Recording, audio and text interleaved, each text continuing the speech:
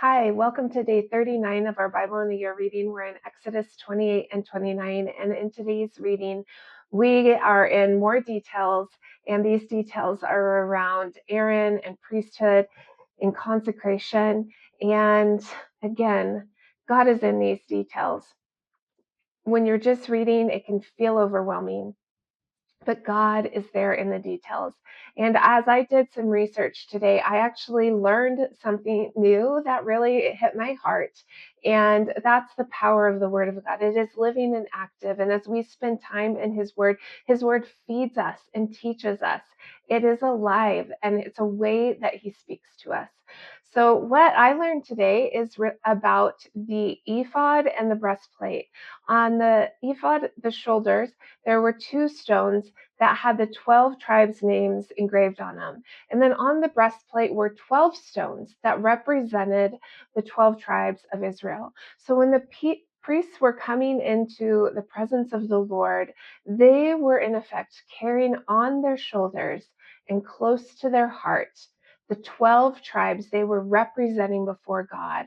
This reminded them of the significance of the role that they had in coming before God, but it also reminded the people that they were being represented and they were going with the priests before God and being carried on the priest's shoulders and in their hearts.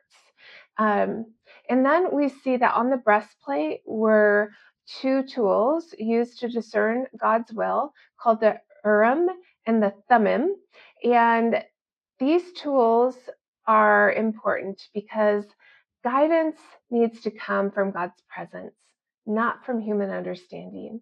Now, the Israelites haven't experienced intimacy with God. They haven't experienced God walking among them, being in their midst. And they are infants in this journey to learning how to live in a daily relationship with the Lord. And He wanted them to have this tool so that they had a way and a process to hear His voice. And so that's what these were used for. And these priests that He chose were not perfect by any means, but He chose them regardless. He still chooses us regardless. We do not have to be perfect. God works through imperfection. And I read this and it hit my heart. When God freed His people, freedom wasn't the goal of getting them out of Egypt. It was relationship and intimacy. And we see that in the details. What stood out to you? Let's learn and grow in God's Word together.